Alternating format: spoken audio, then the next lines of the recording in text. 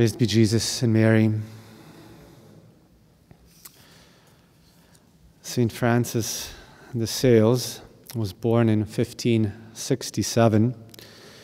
He was ordained to the priesthood in 1593, and right afterwards, from 1594 to 1598, he had the difficult task of working in an area of modern-day Switzerland, which had become Protestant. And in his apostolic zeal, he was able to win back for the church about 70,000 of these lost souls. In 1602, at the age of only 35, he became Bishop of Geneva. And as a fruit of his ceaseless and tireless labor, he left about 21,000 letters and 4,000 written sermons, including other works of theology and devotion, most famously the Introduction to the Devout Life and the Treatise on the Love of God. He died at 55 years of age in 1622, still Bishop of Geneva. Just briefly about St. Francis de Sales. Now, spiritually, by nature, he did not have a very amiable disposition. His temperament was not gentle by birth, but nonetheless, through strenuous effort, he was able to develop precisely such a meek and gentle and amiable disposition.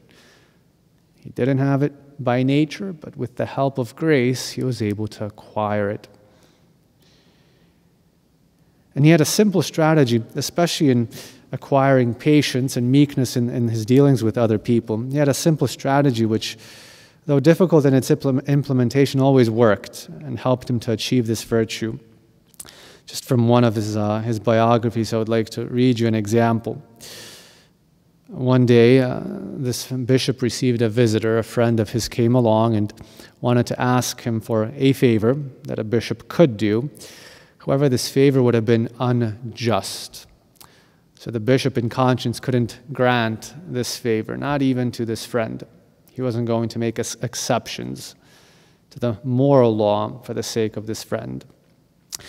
So this friend of his, this gentleman, began to raise his voice angrily and to make all kinds of insulting remarks to the holy bishop, who bore everything in unbroken silence. Somebody who saw this episode, an onlooker, asked him afterwards how he had been able to endure such insults without showing the least resentment. And the saint replied, "Don't be astonished at this. It wasn't he, this gentleman who raised his voice, it wasn't he that was speaking, but only his anger. And besides this one episode of anger, he's one of my dearest friends. And you'll see after a while that my silence will increase his attachment for me." "Did you not feel any resentment at all?" pursued the onlooker. "Well," the bishop said, "I turned my thoughts in another direction, setting myself to consider the good qualities of this person, whose friendship I had previously so much enjoyed." And the gentleman, the friend, afterwards indeed came and asked pardon. The saint was right. He asked pardon even with tears, and they became even firmer friends than ever before. A simple strategy that the saint had to repeat over and over again. First, he saw in this person, who at the moment was being very obnoxious and was embarrassing the bishop, he nonetheless saw in this person a friend. And besides this one episode of anger, he had been one of his dearest friends. So that's what he focused on. And for us, if it's difficult sometimes to see a friend in the other person, we can always at least see a friend of Christ in the other person. And a friend of Christ should be a friend of ours. Second, in the strategy, excuse the person. It was his anger that spoke, not he. He was just having a bad day.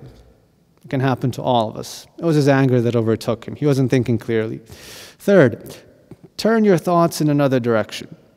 What did the bishop do? I consider the good qualities of this person. In order to not be overwhelmed by resentment, while this guy was just yelling away at him, raising his voice, disrespecting the bishop, on his mind, the bishop made sure to have the good qualities of that person. And the result of this strategy he kept his patience. And through his meekness, he was able to make of this friend an even firmer friend, and of those who were his enemies, he was able to make them friends, and then friends of Christ, and then win their souls for eternity. It was a battle for this saint. He had to battle to acquire this meekness, this patience. There's no other way to acquire this virtue.